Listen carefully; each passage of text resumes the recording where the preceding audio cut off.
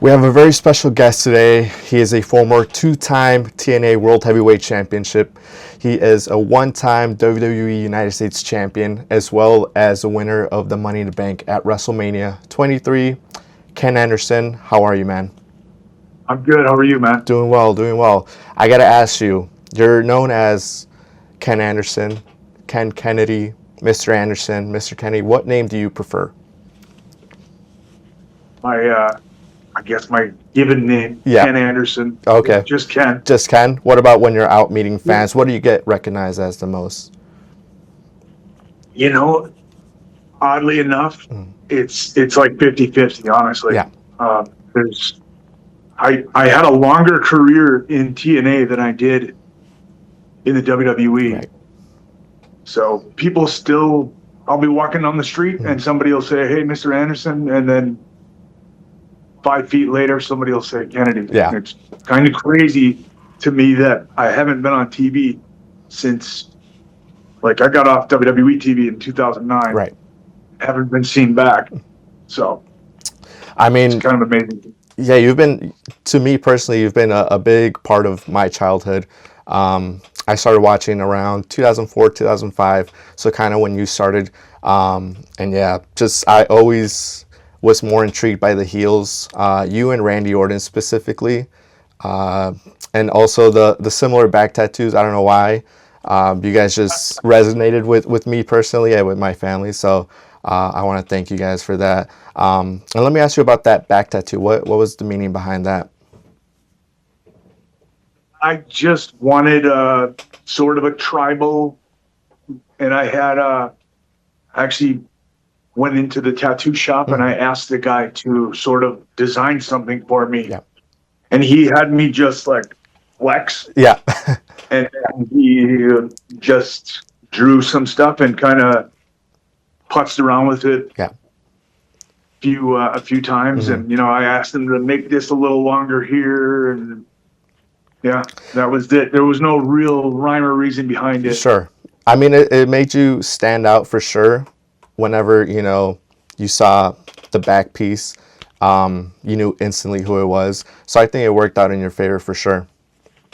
Strangely enough, I got this Joker tattoo on my arm when I was 18 years old. Maybe I might have been 19. I don't know. Yeah.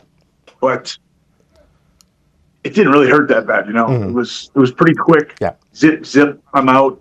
And so I kind of thought that the back piece was going to be the same.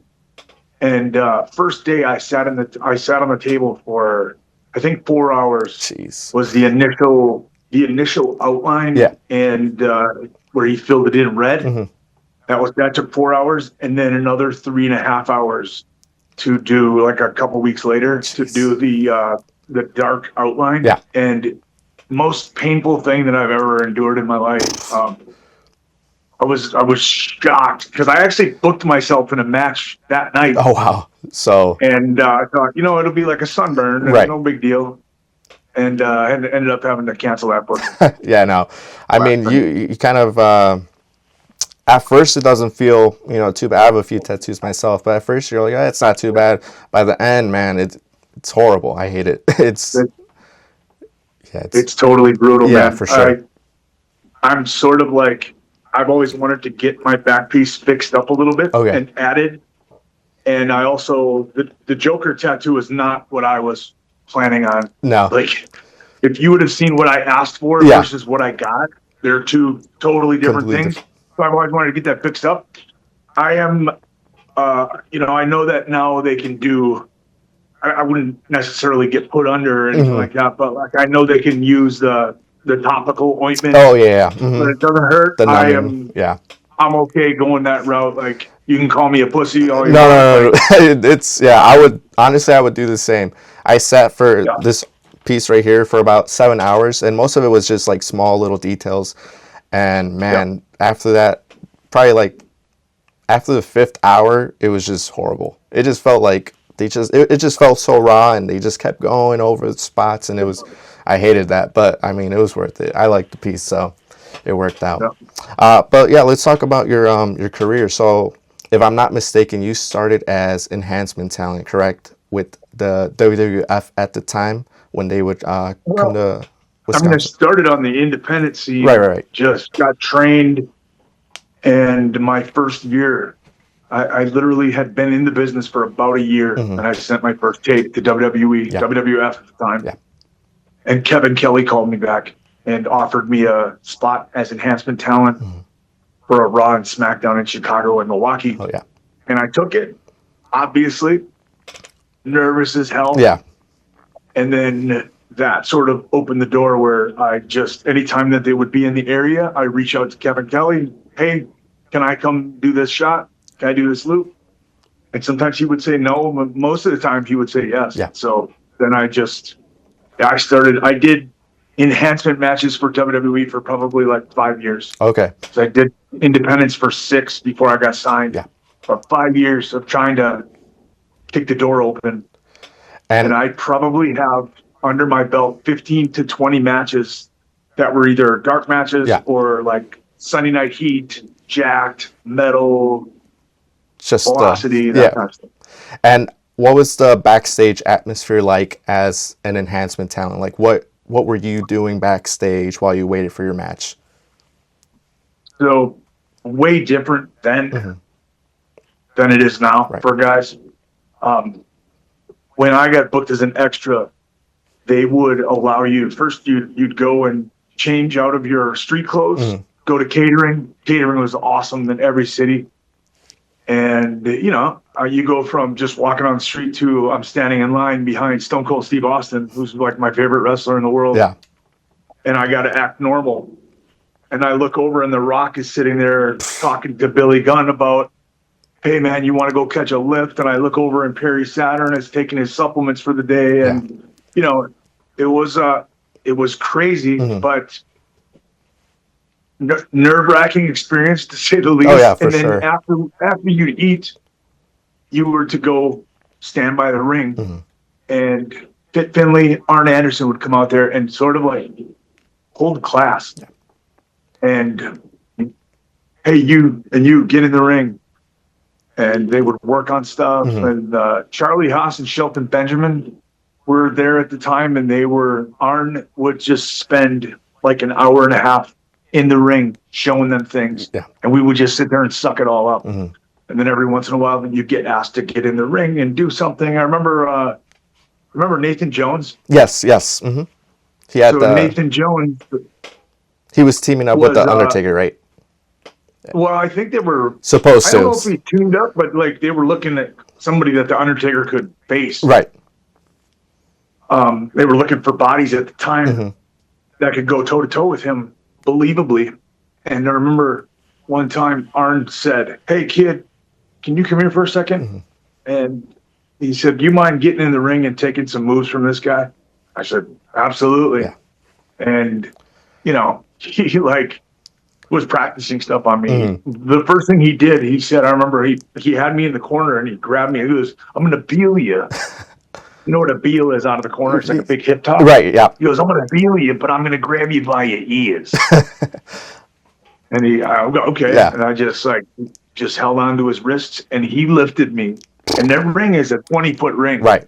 20 by 20. And my ass hit the turnbuckle in the other corner. Jeez. And it was just stuff like that. So and then sometimes they would say, "You and you have a match." So it was kind of cool. That's missing today. When guys get booked as an extra, you just go and you're actually just an extra. You're background pretty much. Yeah. They don't have enhancement matches either. Right. I would say it was like 50-50. I would go. Sometimes I'd go to Raw and SmackDown and not be used at all. Sure. But half the time I would go, and at least one of the days I would get a match with, I was the first White Boy Challenge for, it was getting managed by Teddy Long. His name? Rodney Mack. Oh, yeah. I had 2 matches against Rodney Mack, and me and the Skull Crusher faced Billy and Chuck. Oh, yeah. And me and Dino Bambino faced 3-Minute Warning, and, stuff like that. Sure.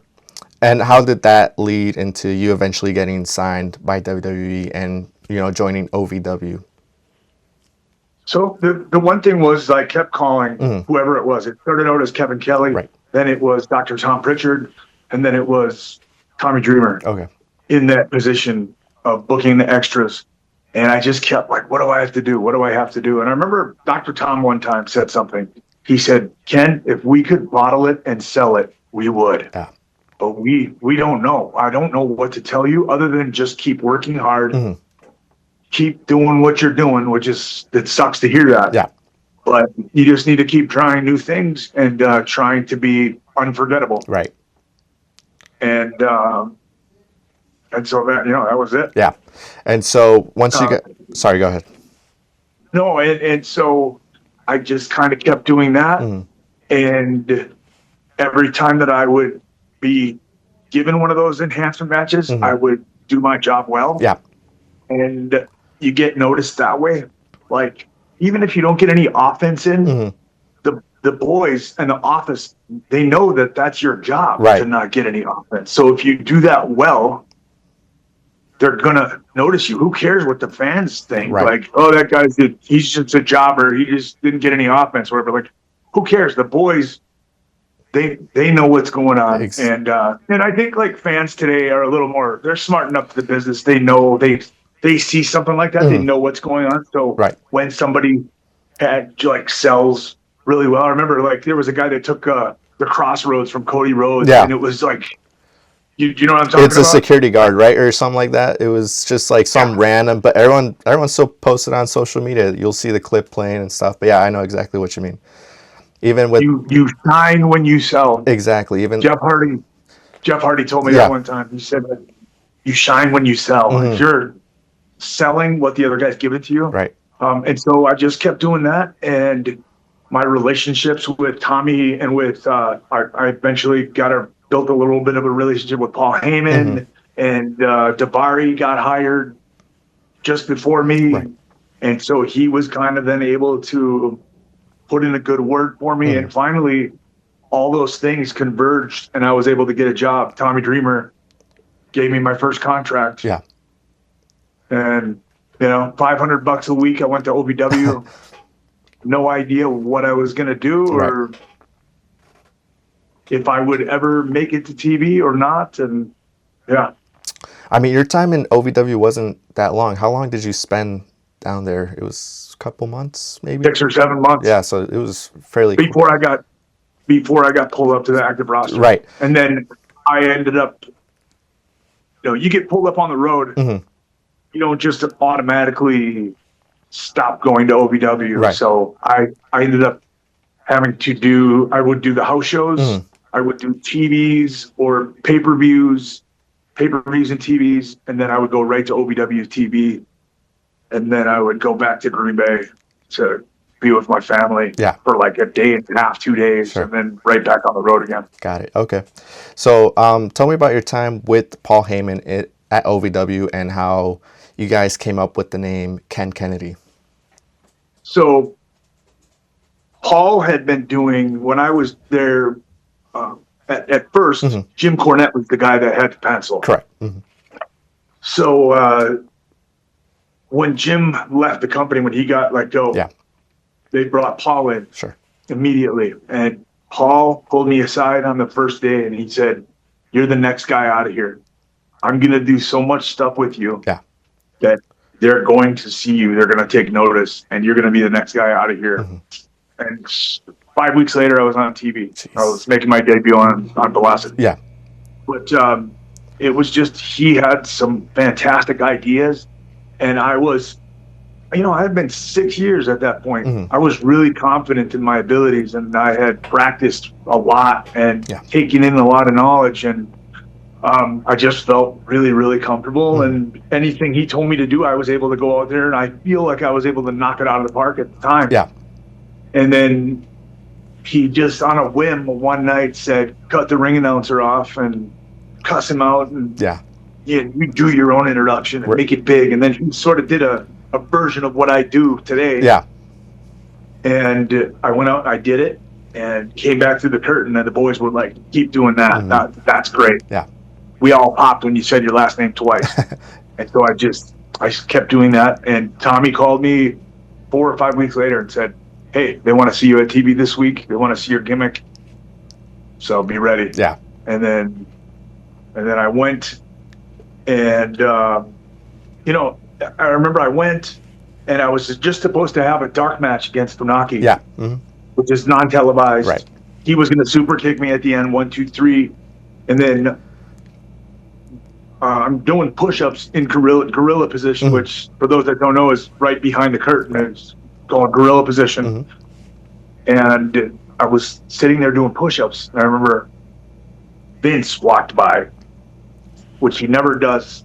He never goes up and watches those early matches, those enhancement matches. He sits down right before the pyro starts. And then just the main show. Raw or SmackDown. Yep. Excuse me. And then Dave Lagana, who was the head writer of SmackDown at the time, he came around the corner and he was like, "Hey, there's been a change." And I immediately thought, like, they pulled me. Right. Okay, all right. You know, that's the way it is in the business. Right. You got to pivot. You're always getting thrown curveballs. Things change at the last minute. Yeah. And he was like, "We need to come up with a finisher for you because you're going over and you're going to win this match. This is going to be a televised match, and welcome aboard." Yeah. And he stuck his hand out. And then so I did that for 3 weeks. And my third or fourth week on the active roster, Johnny Ace came up to me and said, "Hey, Vince wants you to change your name. Yeah. You got to meet with Vince today." And I thought, because I was just happy that I was Ken Anderson. Right. I was Mr. Anderson at the time. You know, it's my real name. Then if I leave here, I don't have to change anything. You can still use it and no problems. And he just wasn't having it. Yeah. So I actually went into a meeting. I sat. At first, I called Paul and I gave him the heads up and I said, "Let's come up with something." Yeah.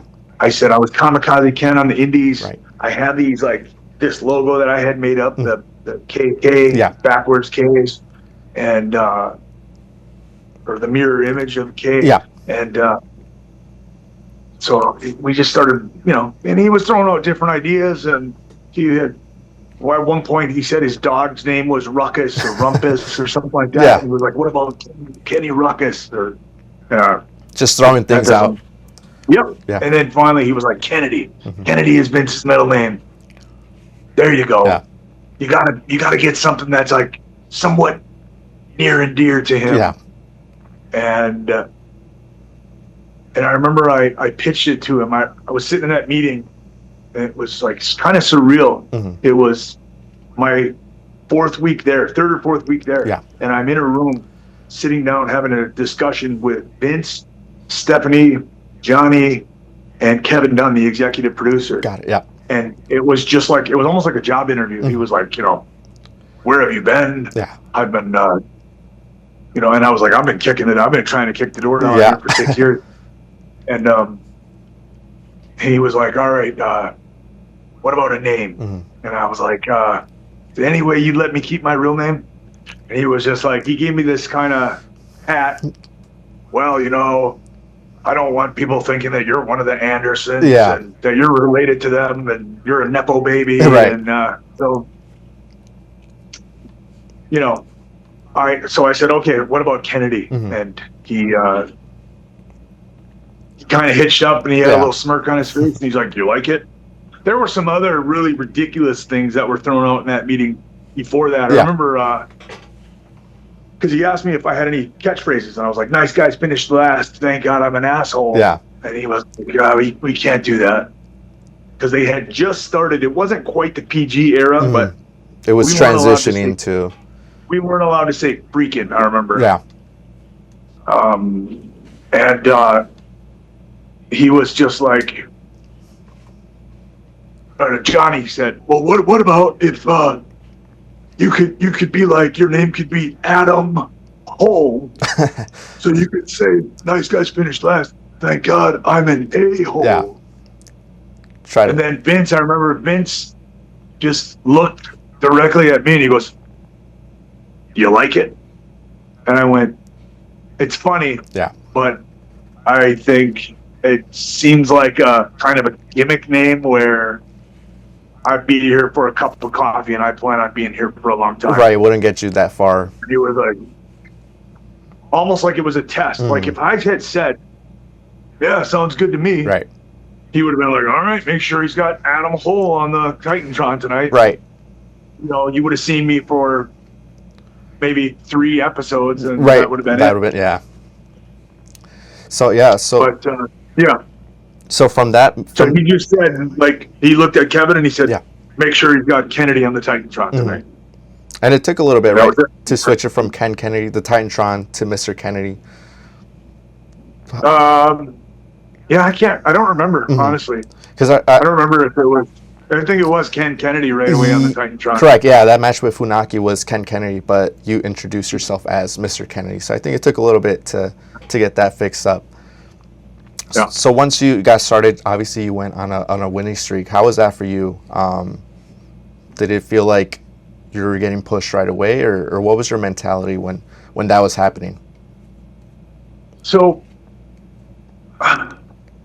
I was given opportunities. Like I think the push is, Vince always said there's no such thing as a push. Sure. It's like you're given opportunities and you either fail or you succeed, and then you're given more opportunities. Yeah. And I felt like I was given those opportunities and I kept hitting the mark every time. And so that's why I kept, like I said, I was very confident in my abilities at the time. Yeah. And what I was doing. That didn't mean, when I say that, I don't mean like I was like, I'm good, I don't need to learn anything else. Right. I was still, it's amazing what I learned in just like the first 3 months of being on the road with that company. Sure. And working with the literal best wrestlers in the entire world. Every time you have a match, you come back and you got Booker T and the Undertaker and Finley and Arn Anderson pulling you aside and saying like, hey, this, and this. It was just incredible. Yeah. Who were you riding with at the time when you first started? So when I first started riding, when I first started on the road, I remember I was riding with Davari and I think Supernova, Simon Dean. Yeah. A couple other guys that I knew from OVW. Yeah. And then Batista was like, hey man, come here for a second. He's like, nothing against those guys. They're great. You're not going to learn anything by being in a car with, you need to get in there. You need to get in a ride with some veterans. Yeah. He's like, just look around here, man. Like, you got your pick. Ask somebody. Yeah. If they say no, go ask somebody else. And I went up, I thought about it, and I was like, because Chris and Eddie were very, very helpful with me at first. Yeah. And I remember I went up to Chris and I asked him, and he said, hang on a second, let me ask Eddie. And then he came back like 20 or 30 minutes later, and he said, yes, you can ride with us. Yeah. You're doing all the driving though. I went, yes, sir. Yeah, not a problem. And, yeah. And so I went from, right away riding with those guys. Now, the thing is like, I'm on TV. I had been on TV for a couple months at this point. Right. I'm still struggling, like, financially. Yeah. It was hard to go from, I'm on the road 4 nights a week. I was sharing hotel rooms. We would get a $99 a night red roof inn. Jeez. Yeah. And 3 or 4 guys would pile into that room. Jeez. And you go from that to now Eddie and Chris like to stay at nicer hotels. Yeah. They were never like Hiltons or Hyatts or anything like that, but An they were upgrade. $150, sometimes $200 a night hotel rooms. Yeah.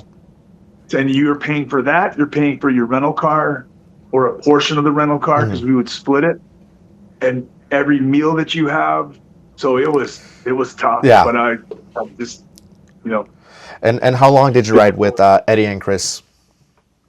It wasn't a very long time because it was within 2 months, I think. I think it was about 2 months. Yeah. And then Eddie passed away, and I remember Chris just coming up to me saying, I just can't, I need to be with, and he started riding with Ray Okay. and Chavo, I think. Yeah. And I need to be with my friends. Yeah. And And then I started riding with Matt Hardy and Shane Helms. Yeah. And then we rode together for quite a while. Yeah. The whole time that I was on Yeah. SmackDown. So walk us through the day of that Eddie match, and kind of what, everything leading up to the match, and actually being in the match, and what Eddie kind of told you during, and stuff like that. So I had worked with Eddie before. Mm-hmm. We'd done some tag matches. Yeah. So I'd been in there with him, and really wasn't a whole lot of production that went into it. Sure. The thing about working with most of the guys on SmackDown at the time, Mm-hmm. at least the veterans, was you don't talk about it in the locker room. You just do it, Right. which is a really good exercise. Now, if something's dangerous or you have really intricate spots, things that you want to do a really cool something or other, Mm-hmm. For a good reason, you want to talk about it. Right. But there wasn't a whole lot of talking with Eddie. Mm-hmm. And of course, I didn't have any idea that it was going to be what it was. It was just a match. Right, exactly. I remember he told me when we were walking through, because I was supposed to hit him with the chair at the end, and he was like, "Please swing it.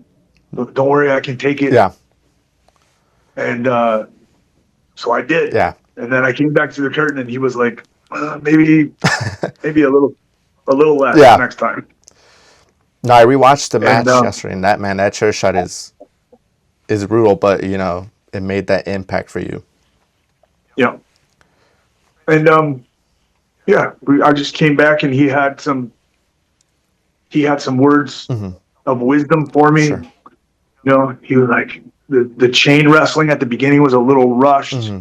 Remember, he put me in a hammerlock right away, and Yep. immediately I kind of go to the ropes, and he was like, I was planning on staying there for a little while, Sure. and I would just keep reversing you. Then you finally get frustrated and get to the ropes, Mm-hmm. but don't just go there right away. And that was, he had some other tips for me. Mm-hmm. And then that night we went out to a steakhouse we were in Indianapolis. Okay, yeah. Went to a steakhouse. It was me, Chris, Eddie, and Kevin Thorne. Mm-hmm. And talked about, because the next loop was going to be, we were in Minneapolis for like a super show. It was Raw, SmackDown, and I'm not sure if ECW was there yet. I think ECW might have been late into was it 06. after Eddie? Yeah, I think so. I believe so, yeah.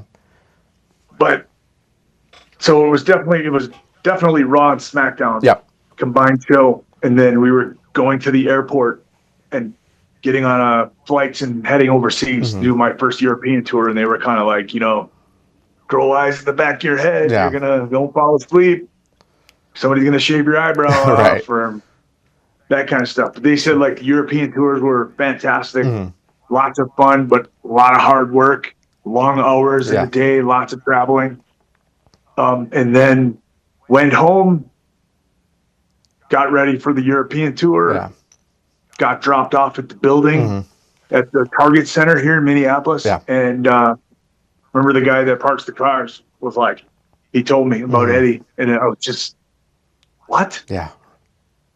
And then the environment that day was just so somber and so just nobody could believe it. Yeah. No, I just, even as a kid hearing about that news, it was heartbreaking, especially with someone like Eddie Guerrero, one of the fan favorites. It's definitely heartbreaking. Awful. Yeah. So tell us about that tribute show.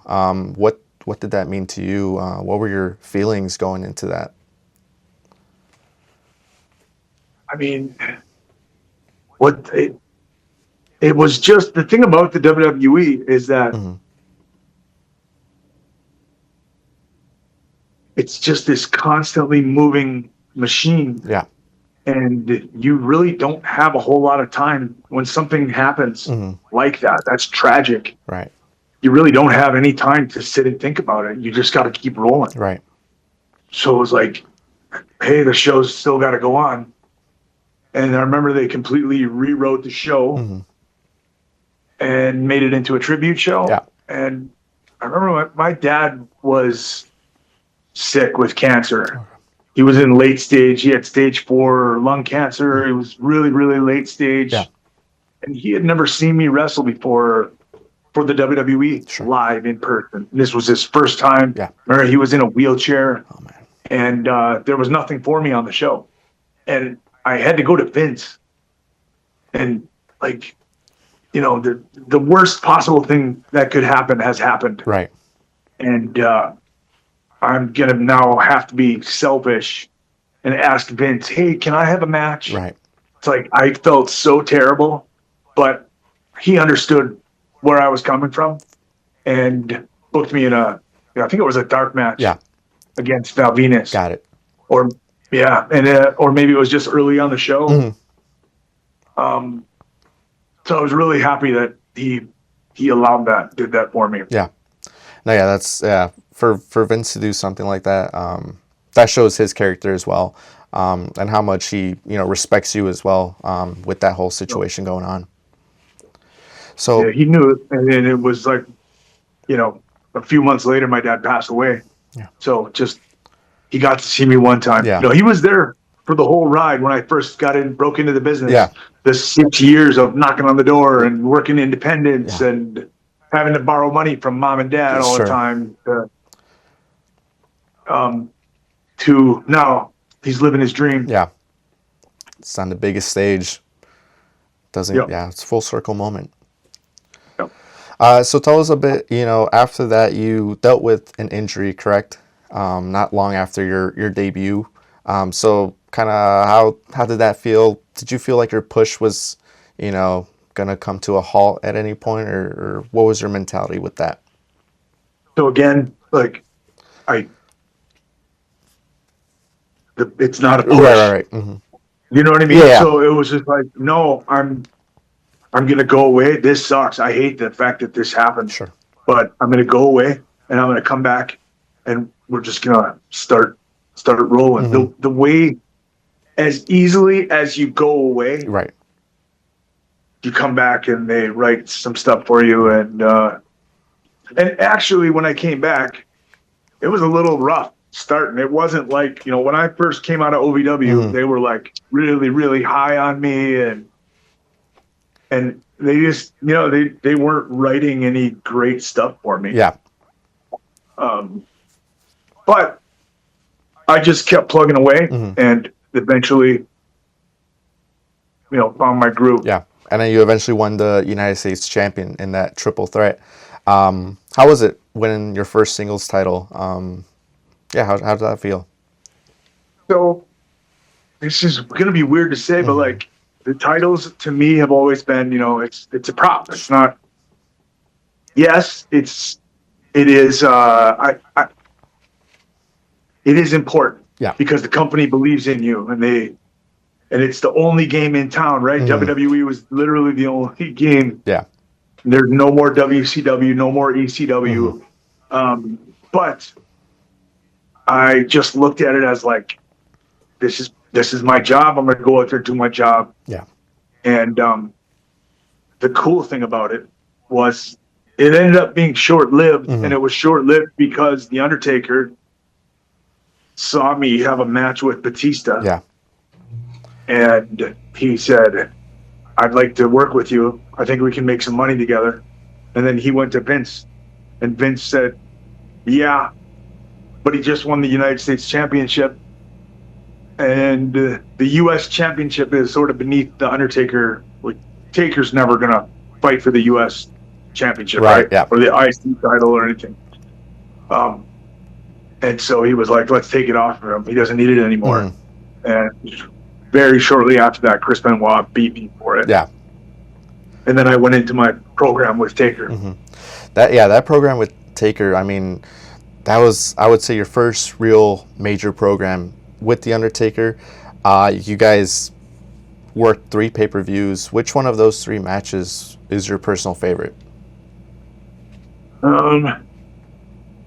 Probably the Last Ride match. Different thing, different matches had like different memorable moments in them. The first match was where as I stated earlier, those guys called everything in the ring, or a lot of what you see. We figured out what the finish was going to be in a couple spots along the way. Yeah. But for the most part, it was just listening to him out there. All right, let's do this. And there was a moment in there where he was like down on the mat and he just said, "Pile drive me. Give me a pile driver." Yeah. And I was like,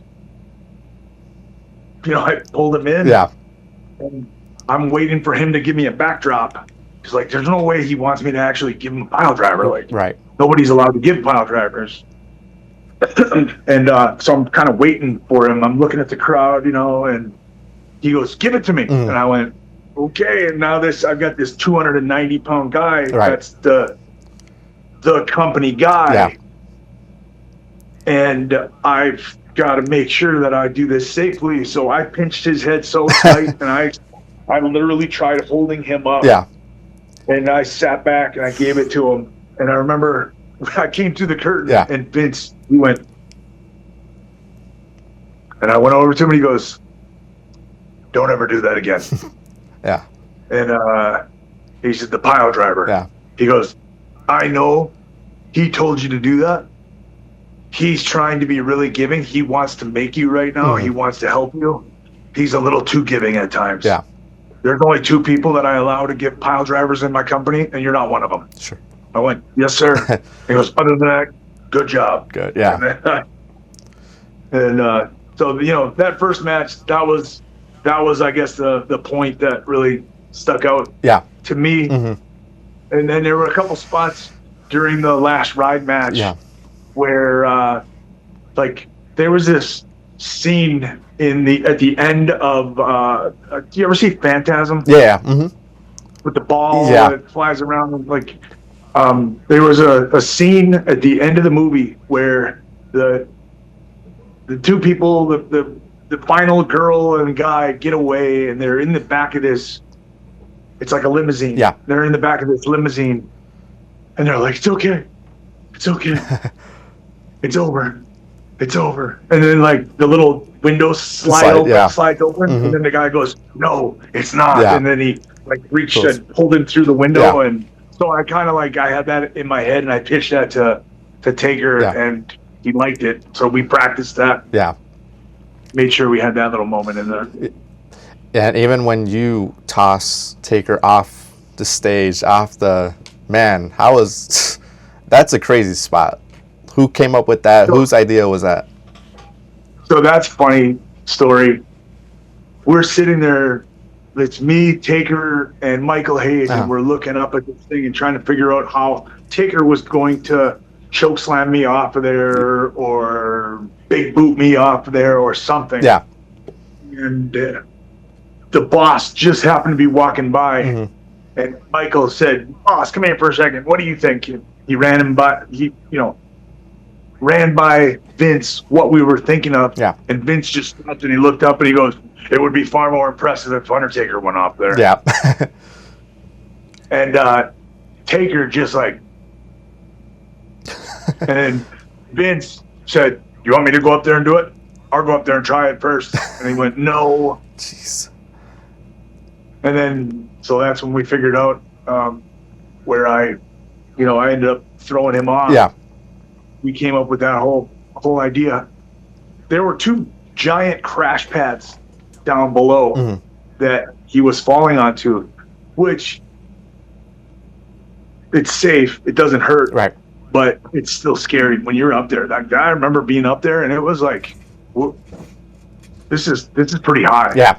If something happens, so I remember being near the edge and kind of nervous. There were 2 giant crash pads down there. And so I throw him off, and there was this spot where they wanted the view of me, peering over the edge. Yeah, right. And I'm looking down, and I see Taker laying on these 2 crash pads, perfectly fine. He's safe. Yeah. And for whatever reason, they took the jib, the swing, it's like a big crane cam. They took that, and they were looking straight down at this Taker laying there on these mattress pads. Yeah. And I could hear gorilla was directly underneath me, and I could hear it like, take a different shot. Yeah. And they must have, well, at the time I remember thinking like, because he just kept screaming and screaming. And they stayed there for a really long time, and then they actually came back to it a little bit later, and it caused it to freak out again. Jeez. No, yeah, I was. What was that? You were going to add something there, I think. Yeah, no, I was just gonna say I remember because I watched the match yesterday, and like you said, I watched the crash pads and everything, and yeah, that was. I'm sure Vince would have. I'm sure he had a fit about that. But yeah, I want to talk real quick about your Money in the Bank win at WrestleMania 23. So kind of walk us through that day. When did you know you were gonna win the briefcase? So we put that match together. I think we had 4 days to work on putting it together. And for the first 2 days, might have even been for the first 3 days, it was going to be Edge was going to take it. And then on the last day, Michael Hayes came in and said, actually, we're going to switch it. It's going to be Kennedy. Yeah. And so I had to keep that. I didn't tell anybody. Jeez, yeah. You know, I only, like, my wife at the time, like, that was the only person that knew. I didn't tell my mom, none of my friends. Just kept it. Because I like surprises. I don't understand, like, people spoil stuff to the internet. And I just, like, that's storytelling to me. I want people to be surprised. So. Right, exactly. That's like a television show. You don't want to know if it's a cliffhanger. You don't want to know what happens next episode. You want to wait till the next week, watch what happens, and just view it as it comes out. And I think that's the fun of it, you know. Yep. So after you win it, what was it? 30-something days. You held the briefcase, and then you get the misdiagnosis of your injury. Yep. Walk us through that, man, because that. If I put myself in your shoes, I would have been devastated. So again, with I'm being pushed, right? But there's no push. Right. So it's just, this is the creative direction that they've come up with. Yeah. And when I get back, they'll just write me some new stuff, and I'll be right back in the mix. So that's the way I looked at it. I never complained about it or argued or anything. Like, well, It was just like, okay, this is creatively what we've decided to do. And but I remember I did that because I could barely move my arm. Right. And they taped it up. And I remember Vince asked me, he said, "What can you do?" And I said, "Not much."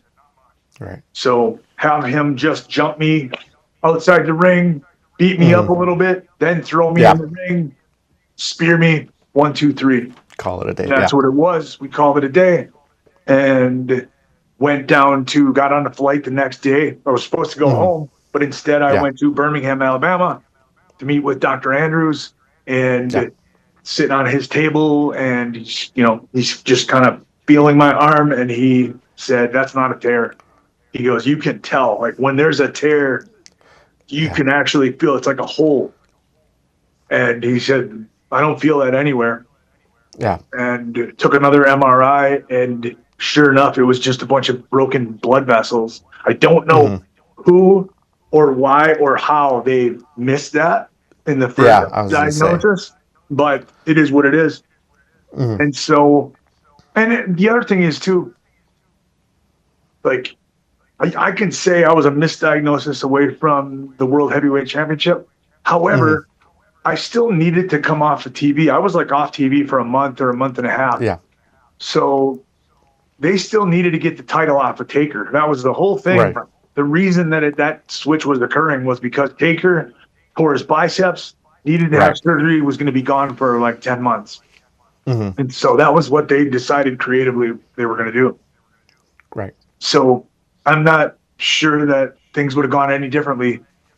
I still couldn't be there. So. Yeah, right. I think in my head, I'm like, why couldn't they pivot to a different plan? but I also understand with Taker's injury and everything, how They that played could. out. Yeah, They, right, they exactly. could. The thing is like wrestling creative is the hardest thing. Mm-hmm. It's the hardest job in the Yeah. world because Oh, they yeah. got to write 52 weeks a year. They have to write Mm-hmm. for Raw. The same guys that write for Raw write for SmackDown. Same guys that, Mm-hmm.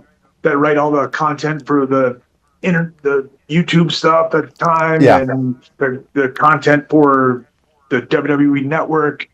Mm-hmm. There's a lot of stuff that they Yeah. have to write. Sometimes they just get like, this is what we have to do. Mm-hmm. So, And so, yeah, let's jump ahead a little bit. You have another injury. You make a return again, and then that whole situation with Randy Orton occurs. yeah. Tell us a little bit, about that. Obviously, the backdrop is the move that caused the whole incident with him. Kind of tell us about the aftermath of that. Yeah, I mean, I had been gone for 9 months, Mm-hmm. and I came back. We planned out this match, and just the way that things went that day. Mm-hmm. There's way more to the story than I Yeah. really like. I've said this for a long time. I have my own YouTube channel, Yeah. and I've said when I get 100,000 subscribers, I'm gonna do a deep dive into this because there's a Okay. lot going on. There were more Mm-hmm. people involved, and Sure. I'm not a big conspiracy theorist, but like this was definitely this was a planned sort of Sure. thing. Okay, regardless of all of that stuff, Mm-hmm. I I gotta blame myself for it because Okay. I at some point I took my foot off the gas pedal. I got Mm-hmm. comfortable Sure. and I got complacent, and then I got a little bitter, and I Mm-hmm. was just got a bad attitude. Sure. And I say that it's not like I was a complete screw up and Mm-hmm. wasn't putting in any effort at all. It was just like I could have been doing things like I was in the beginning, and I wasn't, Sure. and it cost me. And had I been doing all of those things Mm-hmm.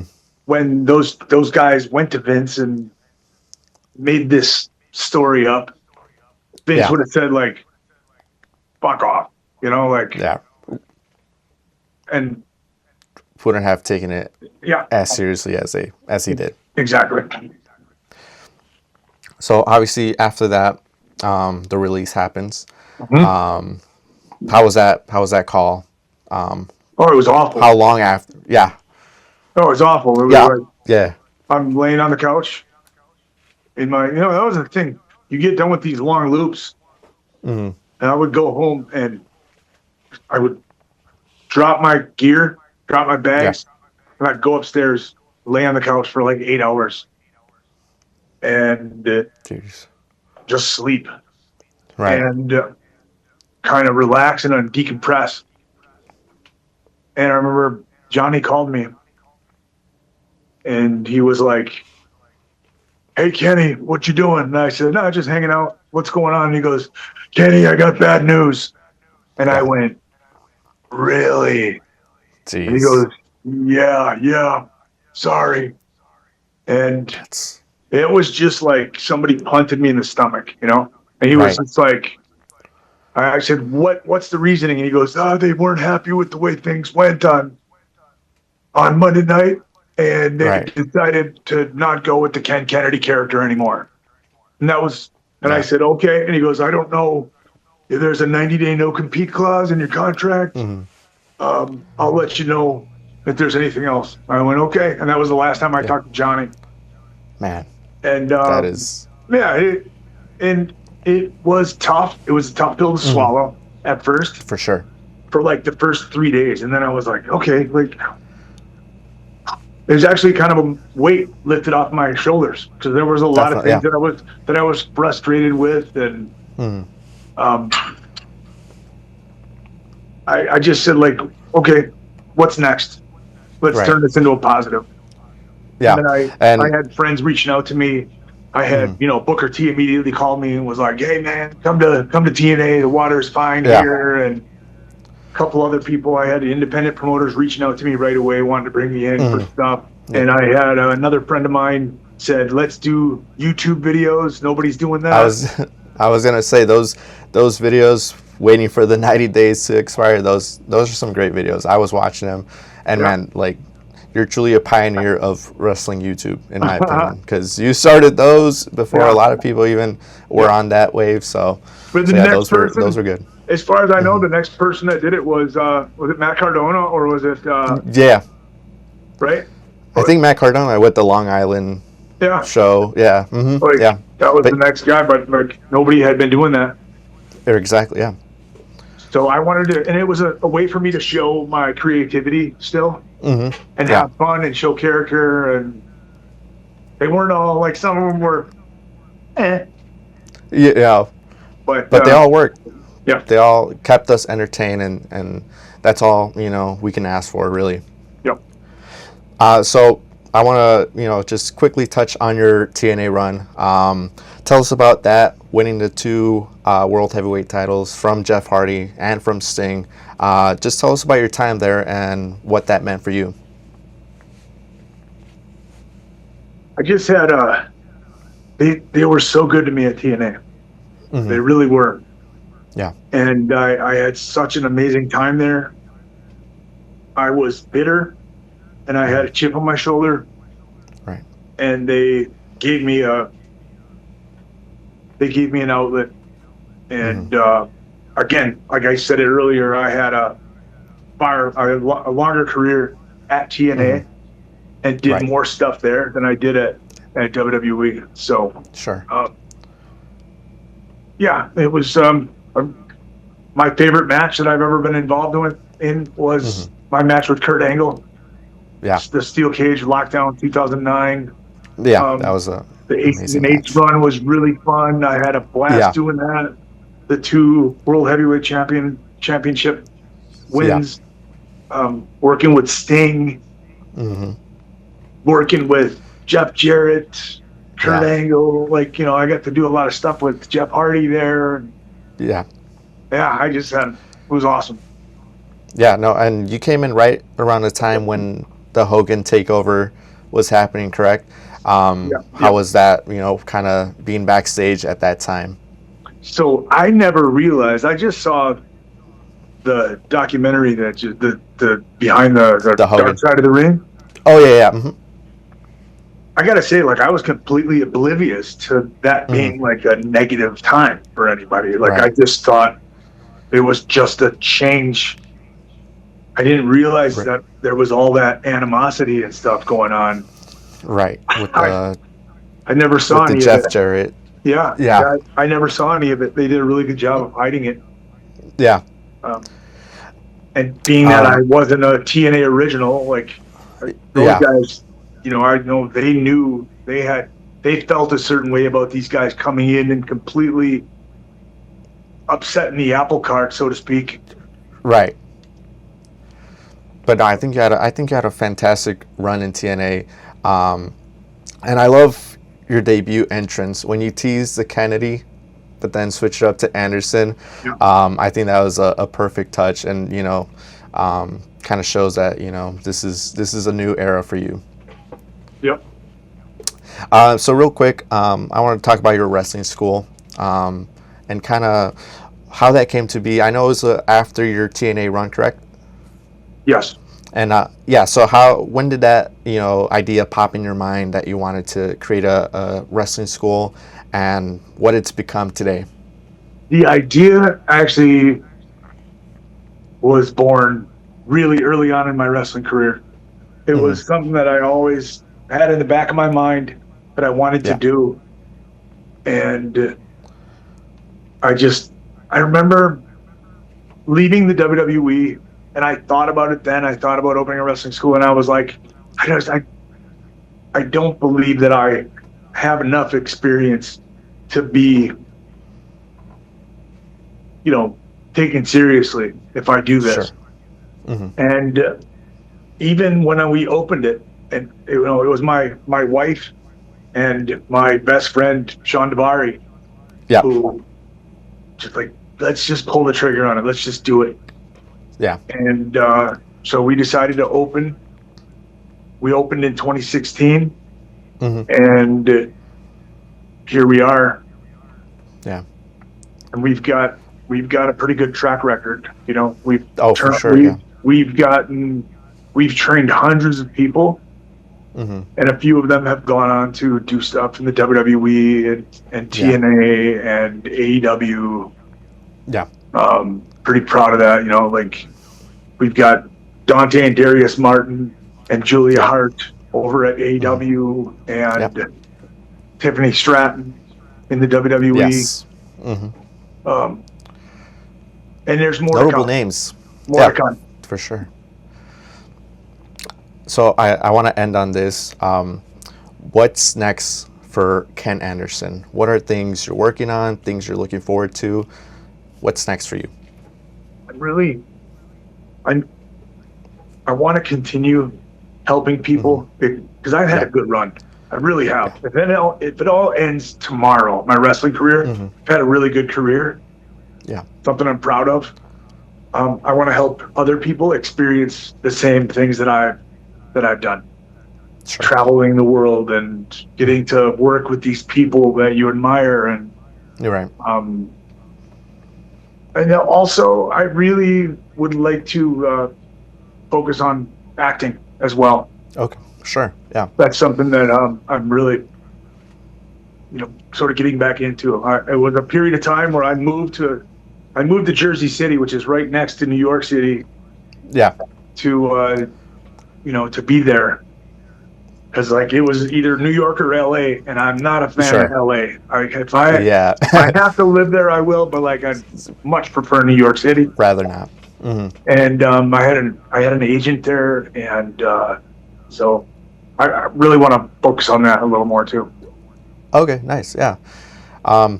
Is a producer role something you would ever be interested in, whether it be with AEW, TNA, WWE? Is that something that would catch your attention? Absolutely. Yeah. And I still believe that I have a lot left in the tank. I'm not quite done yet wrestling. No, for sure. Yeah. But later on. That I would like to do, but you definitely, I would like to, actually, I feel like I could wear both hats. And do for sure. Yeah.